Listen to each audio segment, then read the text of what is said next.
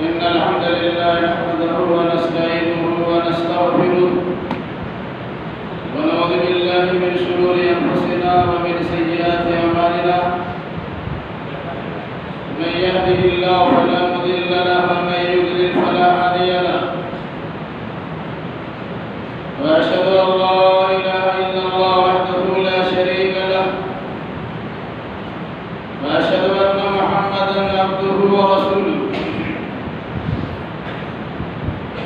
يا أيها الذين آمنوا اتقوا الله حق تقاته ولا تموتن إلا وأنتم مسلمون يا أيها الناس اتقوا ربكم الذي خلقكم من نفس واحدة وخلق منها زوجها وبث منهما رجالا كثيرا ونساء واتقوا الله الذي تساءلون به والأرحام إن الله كان عليكم رقيبا يا أيها الذين آمنوا اتقوا الله وقولوا قولا سديدا يصلح لكم أعمالكم ويغفر لكم ذنوبكم ومن يطع الله ورسوله فقد فاز فوزا عظيما أما بعد فإن خير الحديث كتاب الله وخير الهدي هدي محمد صلى الله عليه وسلم وشر الأمور محدثاتها وكل محدثة بدعة وكل بدعة ضلالة وكل ضلالة في النار. أعوذ بالله السميع العليم من الشيطان الرجيم. بسم الله الرحمن الرحيم. وقل رب ادخلني مدخل صدق وأخرجني مخرج صدق واجعل لي من لدنك سلطانا نصيرا. وقل جاء الحق وزهق الباطل إن الباطل كان زهوقا. سبحانك لا علم لنا إلا ما علمتنا إنك أنت العليم الحكيم. رب اشرح لي صدري ويسر لي أمري واحلل عقدة من لساني يفقهوا قولي رب زدني علما.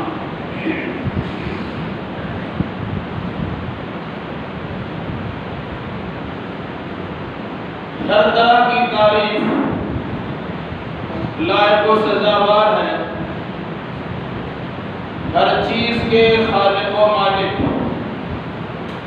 اللہ رب العالمین کے لیے، اور درود و سلام نازل ہو جملہ انبیاء کرام علیہم السلام پر، خصوصاً احمد مصطفیٰ محمد مصطفیٰ صلی اللہ علیہ وسلم پر۔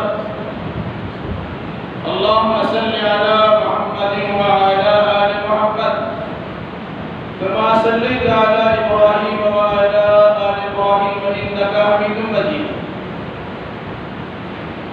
اللہم بارک علی محمد وعلی آل محمد کما بارکت علی ابراہیم وعلی آل ابراہیم انک حمید مجید۔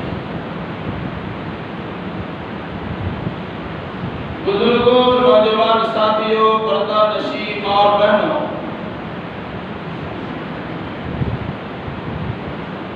خطبہ مسنونہ کے بعد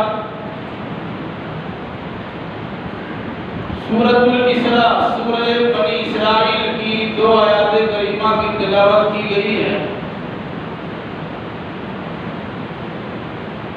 انشاءاللہ الرحمن انہی آیات بینات کی روشنی میں موجودہ حالات سے متعلق چند باتیں آپ کے سامنے رکھی جائیں گی۔ اللہ ہمیں صحیح کہنے، صحیح سننے، صحیح سمجھنے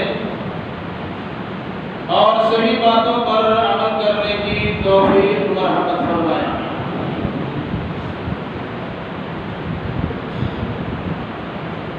ابھی 5 اگست روز بدھ 2020 کو ہندوستان کی سب سے بڑی ریاست اتر پردیش جسے یو پی کہا جاتا ہے، وہاں اجودھیا کے مقام پر عین بابری مسجد کی جگہ پر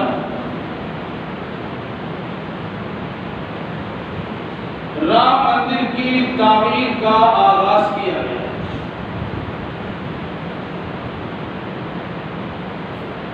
بہت سے لوگوں کے لیے اس رام مندر کی تعمیر بہت تکلیف دہ ثابت ہوئی۔ کچھ لوگوں نے مگرمچھ کا آنسو بھی بہانا شروع کیا،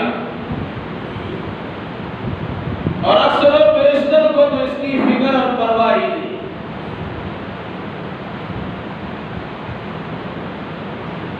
لیکن یہ واقعہ رونما ہوا ہے۔ یقیناً یہ عقیدہ ہمیں رکھنا چاہیے کہ جس جگہ پر ایک بار مسجد بن جاتی ہے، شرط یہ ہے کہ وہ مسجد مسجد ہو، غصب کی جگہ پر نہ ہو، بلکہ وقف کی جگہ۔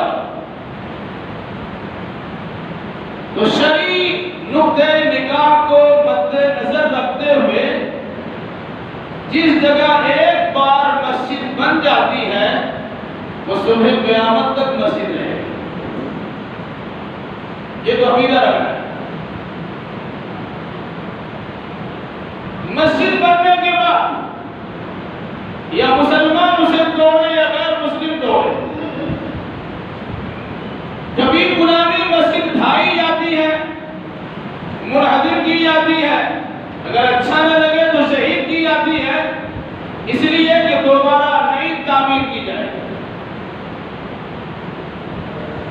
کبھی مسجدیں اس لیے گرائی جاتی ہے کہ آئندہ کبھی نہ بننے پائے۔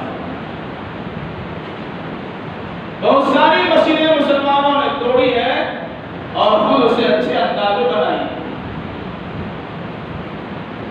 تو جس جگہ مسجد بن جاتی ہے وہ جگہ مسجد کی ہو جاتی ہے، وہ جگہ بھی مسجد ہے، اس کی فضا بھی مسجد ہے، نیچے سے لے کے اوپر تک وہ مسجد ہی رہتی ہے۔ اس میں کسی کے خرد برد کرنے سے مسجد کی مسجدیت ختم نہیں ہوتی۔ ایسا ہو سکتا ہے کہ آپ مظلوم واقع ہو جائے، ظالمانہ اور غاصبانہ انداز میں اس مسجد کو توڑ دیا جائے، اس پہ قبضہ کر لیا جائے، اس کی بکری اور فروخت کر دی جائے، مسلمان یا غیر مسلم اسے خرید بھی لے، یا اس کے علاوہ کسی طریقے سے مسجد پر ناجائز قبضہ ہو کر کے اس کے ملبے کو مٹا دیا جائے اور اس جگہ ویسے چھوڑا جائے، یا عجائب خانے میں تبدیل کیا جائے، یا میوزیم بنا دیا جائے، یا اس جگہ پر ظلم و بربریت کرتے ہوئے مسجد کی جگہ مندر تعمیر کر دی جائے۔ ان ساری تعمیرات اور ساری صورتوں کے باوجود وہ مسجد مسجد ہی رہتی ہے، اس کی مسجدیت ختم نہیں ہوتی۔ کل سے ایک دن پہلے پرسوں 5 اگست کو یہ چیز آپ کو دیکھنے کو ملی، یاد رکھیے گا۔ تقریباً 500 سال پرانی مسجد 1528 میں اس مسجد کی تعمیر ہوئی، مسجد مسجد ہی رہی۔ انگریز نے جاتے جاتے اس مسجد کا تنازع کھڑا کر دیا۔ ویسے اس کی فطرت تھی لڑاؤ اور حکومت کرو کے اصول کے مطابق اس کا کام چلتا تھا، وہی فتنہ نکالا گیا۔ ملک کو آزادی تو مل گئی، لیکن 1.5 سال کے بعد بھی بعض سوغات مسلمانوں کو دیا گیا کہ بابری مسجد میں باضابطہ 1949 میں عشاء کی نماز بھی پڑھی گئی، اس کے ثبوت اور شواہد موجود ہیں۔ پھر رات میں چوری چھپے سے رام للا کی مورتی ڈالی۔ ہونا تو یہ چاہیے اس وقت کی حکومت وقت کی جانب سے فوراً سے ختم کر دیا جاتا اور مسلمانوں کی مسجد مسلمانوں کے حوالے کر دی جاتی، لیکن جس پہ تکیہ تھا وہی پتے ہوا دینے لگے۔ شروع ہی سے عمرہ طبقہ کی نیت صحیح نہیں رہی۔ میں نام لے کر اپنی زبان گندہ نہیں کرنا چاہتا۔ اس وقت کے وزیر اعظم کے فرمان کے مطابق مسجد میں تالا لگا دیا گیا۔ ایک مدت تک تالے پڑے رہے، نہ مسلمانوں کو اس میں نماز پڑھنے کی اجازت اور نہ غیر مسلموں کو پوجا پاٹ کرنے کی اجازت۔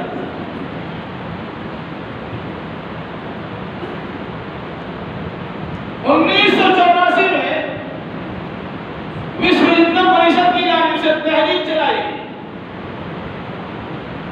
جب اس میں رام للا کی مورتیاں براجمان ہیں تو انہیں ہمیں دیا جائے تاکہ اپنے انداز میں وہاں پوجا پاٹ کرنا شروع کر دیں۔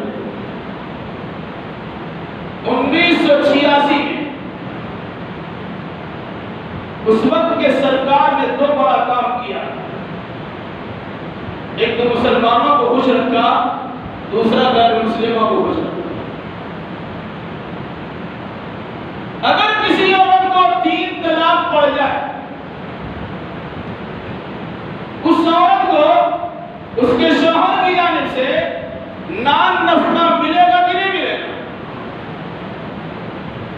سپریم کورٹ نے فیصلہ سنایا تھا کہ ایسی عورت جب تک شادی نہیں کرتی ہے تب تک اسے نان نفقہ دیا جائے گا۔ مسلمانوں کی جانب سے زبردست تحریک چلی، پورا ہندوستان کو سر پہ اٹھا لیا گیا۔ اس وقت کے وزیر اعظم نے خصوصی عمل دخل کے نتیجے میں سپریم کورٹ سے اس قانون کو منسوخ کرا دیا اور کہا کہ جس عورت کو 3 طلاق پڑ جائے اس کا شوہر اس کا نان نفقہ دینے کے ذمہ دار نہیں۔ مسلمان خوش ہو۔ اس کے فوراً بعد اسی حاکم وقت نے، اسی وزیر اعظم نے باضابطہ غیر مسلموں کی خوشیوں کو بٹورنے کے لیے بابری مسجد کا تالا کھولا یا کھلوایا اور غیر مسلموں کو پوجا پاٹ کرنے کی اجازت دے دی۔ 1986 کا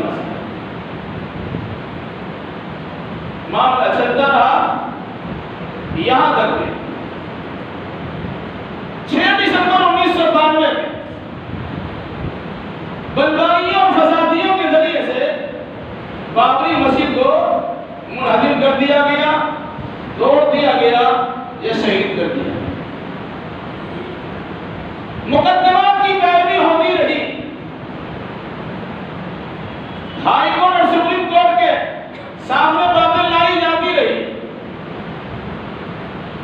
ججوں نے اس طرح اس مقدمات کی سنوائی کی، یہ پیش رفت کی، جس سے مسلمانوں کو 99% یقین تھا کہ سپریم کورٹ کا فیصلہ مسلمانوں کے حق میں آئے گا۔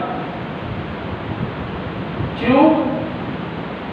1949 اور اس سے پہلے اس مسجد کے سلسلے میں یہ تاریخ رقم ہے کہ وہاں باضابطہ جماعت سے نماز ہو رہی تھی۔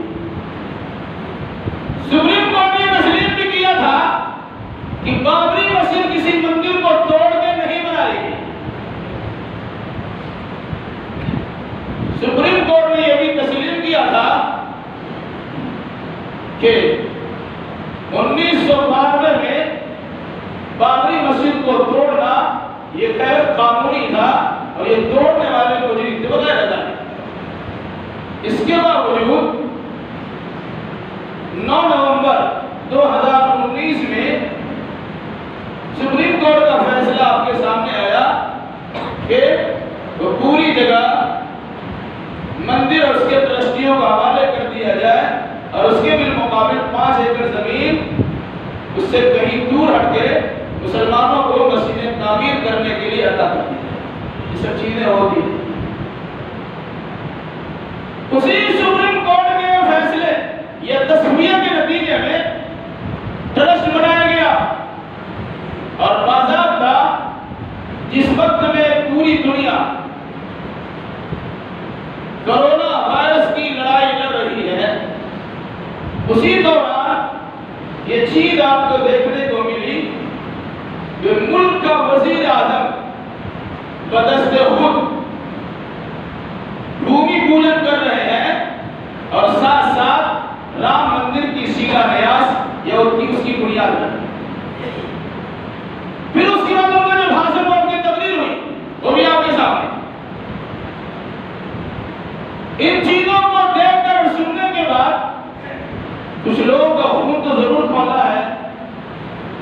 کچھ ایسے مردہ قسم کے لوگ ہیں جن کے کان پر جھوم تک نہیں رہتی ہے اور کچھ لوگوں نے اپنا ووٹ کے حصول کے لیے کچھ ادھر ادھر کی باتیں کہہ کر دونوں گروہ اور دونوں فریقوں کو سمجھانے بجانے کی کوشش کی. میری گزارش اس کے بعد کیا ہے اسے مد نظر ہمیں مندر کی فکر نہیں ہونی چاہیے بلکہ ہمیں اہل مندر کی فکر کرنی چاہیے. مندر کی نہیں مندر والوں کی فکر چاہیے. کیسے؟ اسی مناسبت سے میں نے قرآن مقدس کی سورۃ الاسراء کی دو آیت کریمہ کی تلاوت کی ہے. اگر آپ جائزہ لیں امام مالک رحمۃ اللہ علیہ کا قول ہے لن يصلح آخر هذه الامه الا بما صلح به اولها. اس قوم کے اخیر حصے کی سدھار اسی چیز پر منحصر و ممکن ہے جس پر اس کے پہلے حصے کا سدھار ہو چکا ہے. جس وقت میں سورۃ الاسراء کی آیتیں نازل ہوئی تھی اس وقت مسلمانوں کی اکثریت ہجرت کر کے حبشہ کی طرف جا چکی تھی.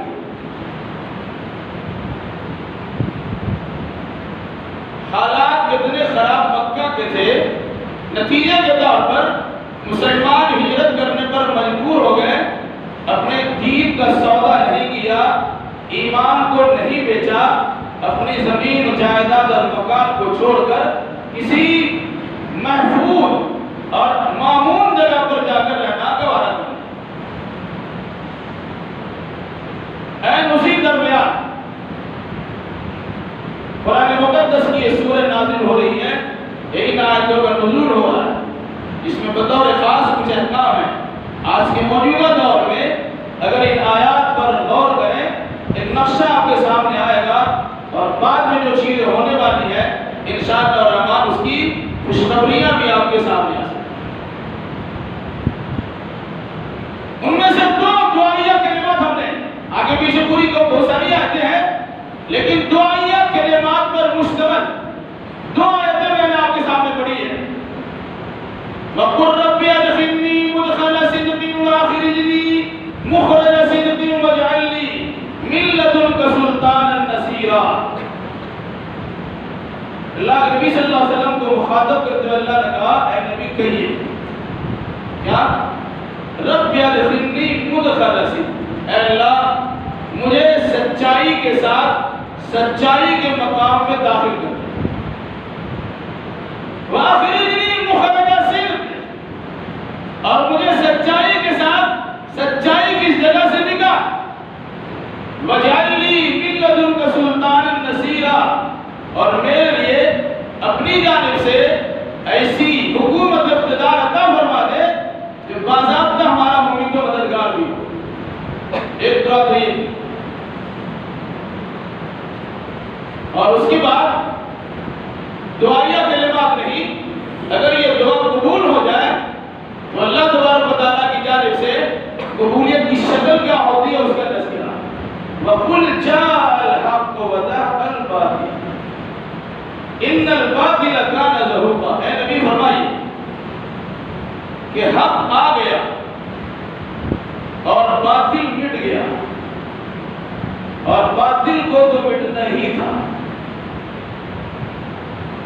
اس وقت میں جب صحابہ ہجرت کرنے پر مجبور ہو گئے اور خود اللہ کے نبی محمد صلی اللہ علیہ وسلم کے لیے ہجرت کا راستہ ہموار ہو گیا کی سب سے بہترین جگہ کو چھوڑنا اور اسی جگہ کو دوسری جگہ کو اپنا مقام اور اپنی رہائش گاہ بنانا، جب یہ اللہ کے نبی صلی اللہ علیہ وسلم کے سامنے ہے، اس وقت بھی یہ کہنا کہ حق آ گیا اور باطل مٹ گیا اور باطل کا کام ہی مٹنا ہے، یہ بات سمجھ میں نہیں آتی۔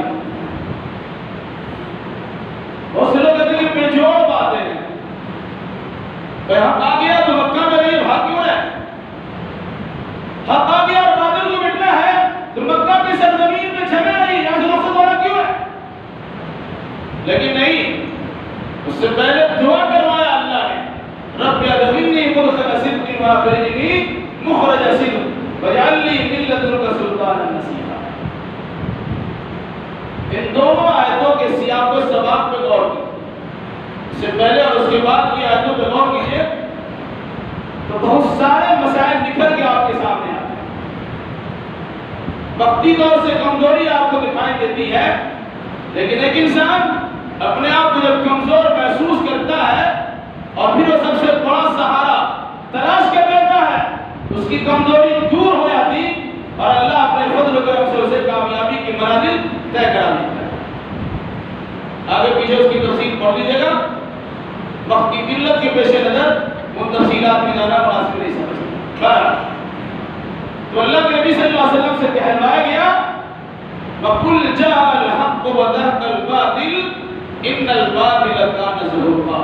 حق آ گیا اور باطل مٹ گیا اور باطل کا کام تو مٹنا ہی۔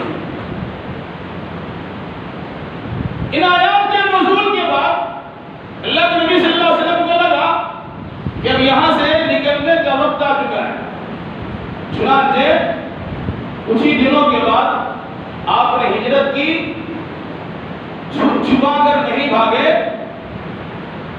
بلکہ صحابہ اکرام کو پہلے بھیج دیا۔ لوگوں کو یہ پتا تھا کہ ان کی ہجرت گاہ مدینہ ہونے والی ہے۔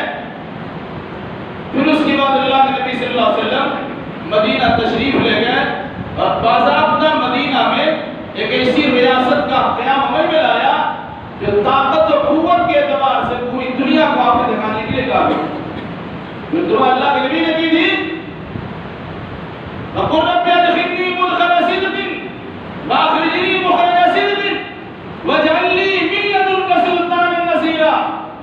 اے اللہ ایسی حکومت عطا فرما جو ممکن تو مددگار۔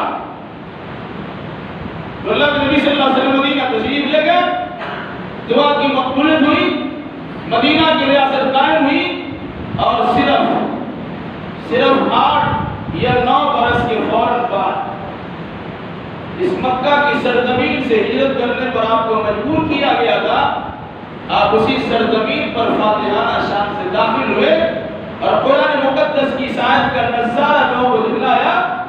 جب بیت اللہ الحرام میں داخل ہوئے، سب لوگ بڑے بڑے سردار آپ کی زیر نگی تھے، گردن جھکائے کھڑے تھے، جب چاہے جس سے بدلہ لے سکتے تھے، لیکن آپ نے عام معافی کا اعلان کر دیا۔ معدود چند گنتی کے چند افراد تھے جن کے بارے میں کہا گیا کہ اگر بیت اللہ کا دیوار یا اس کا خلاف پکڑ کے بھی ہوگا تب بھی اسے ذبح کر دیا جائے۔ یہ بڑے مجرمانہ ذہنیت کے لوگ ہیں جو فتنہ کروا لو، باقی عام معافی کا اعلان کر دیا۔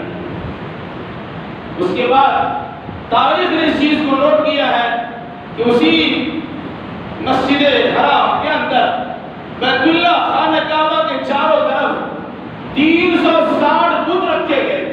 ہم کو پتا ہے بیت اللہ ان اول بیت وضع للناس الذی ببکۃ المبارکہ، توحید خالص کے لیے روئے زمین پر جو سب سے پہلا گھر بنایا گیا مکۃ المکرمہ میں بیت اللہ جنہیں کعبہ کہا جاتا ہے۔ لیکن ابراہیم و اسماعیل علیہ السلام کے چلے جانے کے بعد ایک لمبی مدت گزری اور پھر اس کے بعد مشرکوں کا غاصبانہ اس پر قبضہ حملہ ہوا، 360 بت اس کی ارد گرد ڈال دیے گئے۔ پھر اللہ کے نبی صلی اللہ علیہ وسلم جب ہجرت کر کے مدینہ گئے اور مدینہ سے مکۃ المکرمہ فاتحانہ شان سے داخل ہوئے تو آپ نے اپنے نیزے کے نوک سے ان بتوں کو بھی اور کہا وَقُلْ جَاءَ الْحَقُّ وَزَهَقَ الْبَاطِلُ إِنَّ الْبَاطِلَ كَانَ زَهُوقًا۔ سارے بتوں کو گرانا اور اللہ کے نبی صلی اللہ علیہ وسلم نے قرآن مقدس کی آیت کریمہ کی تلاوت کی، تشریح امام کتاب التفسیر بخاری شریف میں اس کا مشاہدہ ہمارا کیا ہے.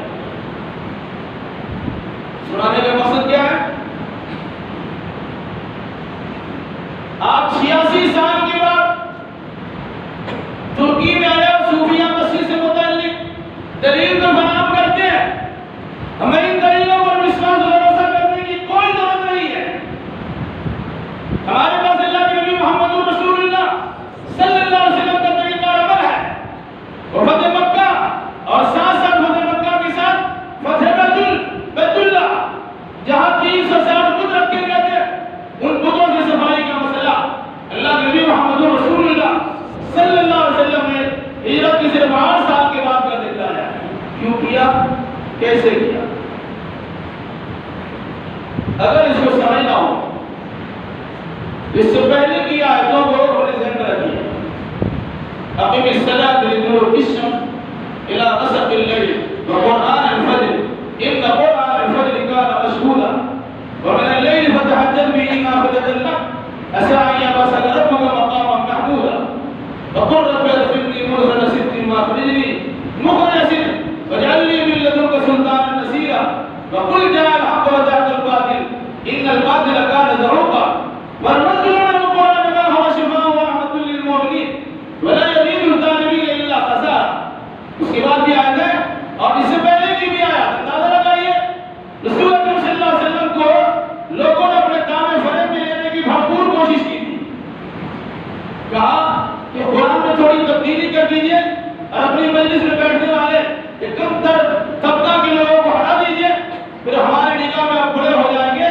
قرآن کہتا ہے اگر ہم آپ کو ثابت قدم نہیں رکھتے ترکنوا الیہ شیئا قلیلا اب تھوڑا سا ادھر میں مائل ہوئیں گے. اگر ایسا کر لیتے یہ لوگ آپ کو اپنا دوست بنا جگری دوست بنا لیتے.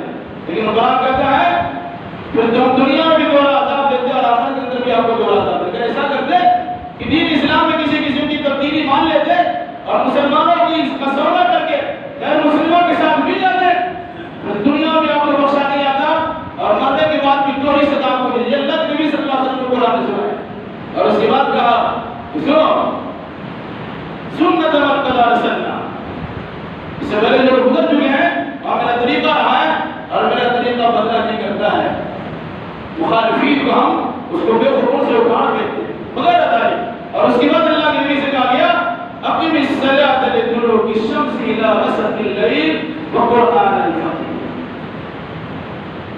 آپ نماز قائم کیجئے زوال شمس کے بعد اور رات کے حصوں میں اور بطور خاص فجر کے وقت ان قرآن الفجر کان مشہودا کیونکہ فجر کی نماز حاضری کا وقت.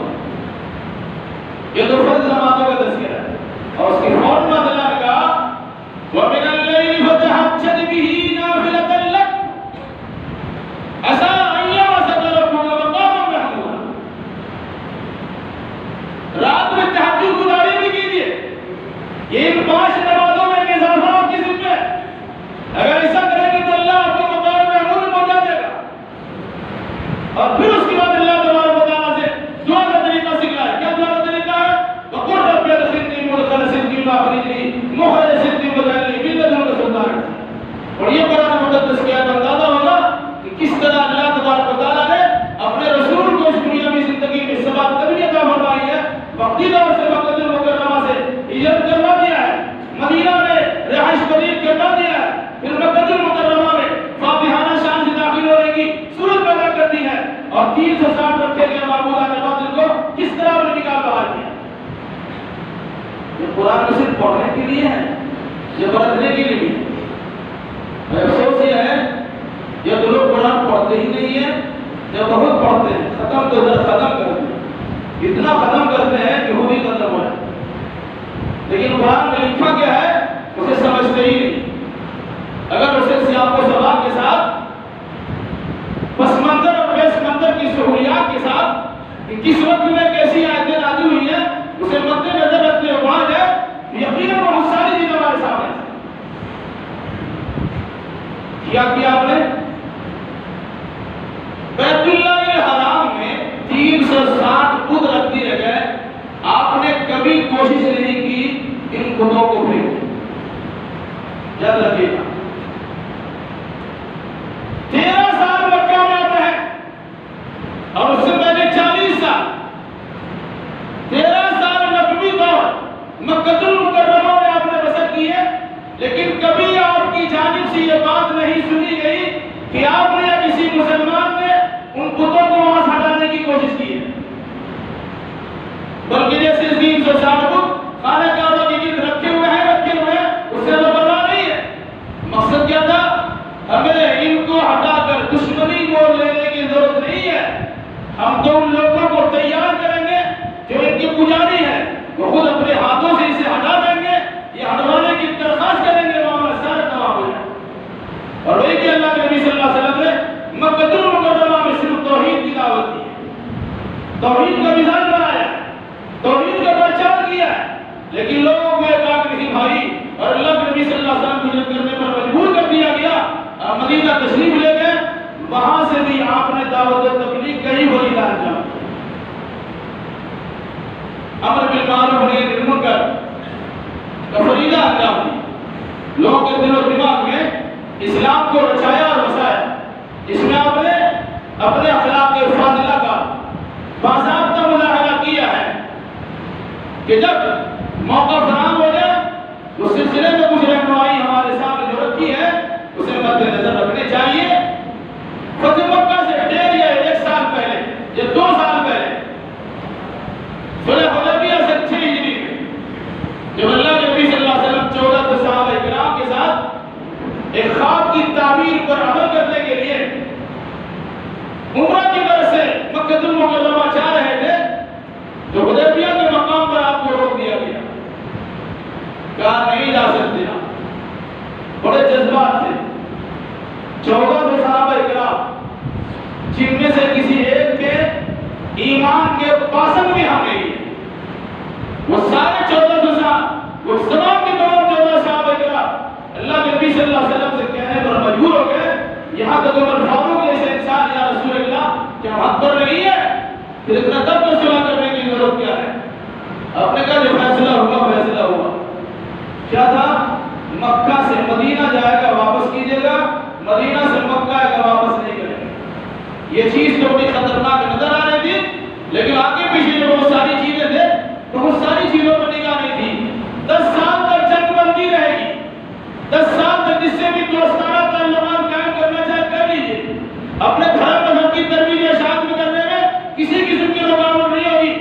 آپ نے ان چیزوں کو مد نظر رکھا، یقیناً جس جگہ فساد ہوتا ہے وہاں دعوت و تبلیغ نہیں ہوتی ہے، اس لیے میری گزارش رہتی ہے کہ مسجد کے دروازے پر ایسی حرکتیں نہ کرے کہ جس کے نتیجے میں مسجد بدنام ہو جائے اور وہاں دعوت و تبلیغ کا کارنامہ انجام نہ دیا جا سکے۔ جذباتی قسم کی اور کسی قسم کی حرکتیں کر جاتے ہیں، لیکن میری گزارش رہتی ہے اس قسم کے کام ہرگز نہ کرے، کیونکہ اللہ کے نبی صلی اللہ علیہ وسلم نے دنگا اور فساد سے پرہیز کر کے راستہ صاف کروایا۔ اور اس کے بعد جب دعوت و تبلیغ کی اجازت ملی، صحابہ نے دعوت و تبلیغ کرنا شروع کیا۔ صرف 2 سال کے بعد 10,000 صحابہ کا ایک مجمع تیار ہو گیا جو بیت اللہ الحرام کو فتح کرنے کے لیے مکہ المکرمہ تشریف لائے۔ اور پھر اس کے بعد جو آپ نے عام معافی کا اعلان کیا ہے، نتیجے کے طور پر صرف 1 سال میں 20,000 کا اضافہ ہوا، جبکہ تبوک میں 30,000 افراد تھے۔ اور پھر مسلمانوں کی مجموعی کوششوں کا نتیجہ ہوا 1 سال کے بعد اللہ کے نبی صلی اللہ علیہ وسلم نے حجۃ الوداع کیا ہے، اس میں مسلمانوں کی شرکت کرنے والوں کی تعداد 1,44,000 ہے۔ اس ہونے کے نتیجے میں تھا نہیں، یہ دعوت و تبلیغ کا فریضہ ہے۔ آج ہمارا معاملہ کیا ہے؟ 800 سال ہم نے حکومت کی ہے، تو بی بی کے نام پہ تاج محل بنایا، بعد میں حکمرانی کرنے والوں کے لیے ایمان فراہم کیا، لال قلعہ بنا کے دے دیا، قطب مینار بنا کے دے دیا، اسی قسم کی چیزیں ہم نے ادا کرتی تھی۔ نتیجہ کیا ہوگا؟ آج ان پر لوگ اپنی پڑھائی کا اظہار کرتے ہیں، مسلمانوں کو استعمال کرنے کی ناپاک کوشش بھی کرتے ہیں۔ کاش کی دعوت و تبلیغ کی گئی ہوتی اور ہندوستان کے واسیوں کو اللہ اس کے رسول کا پیغام سنایا جاتا۔ یہاں جو نبی کھوئے ہوئے ہیں ان کھوئے ہوئے نبی کی تلاش کی آتی ہے۔ ایسی بات ہے، ایسا نہیں ہو سکتا ہے کہ ہندوستان میں کوئی نبی نہیں آیا ہوگا۔ دنیا کے ہر خطے میں، ہر قوم میں، ہر نسل میں اللہ تبارک و تعالیٰ نبی بھیجا ہے، اتنے بڑے ہندوستان میں نبی نہیں بھیجا ہوگا، ایسا نہیں ہو سکتا ہے۔ اس کے علاوہ جب نبی آخر الزمان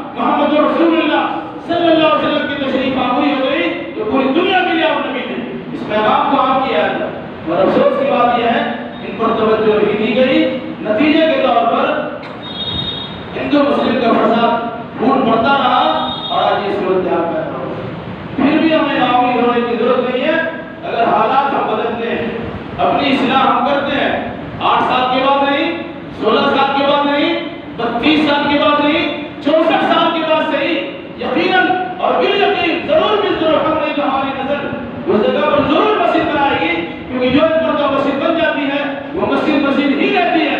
اس میں کسی قسم کی تبدیلی ہو جائے اس سے اس کی مسجدیت پر کوئی اثر نہیں پڑتا ہے۔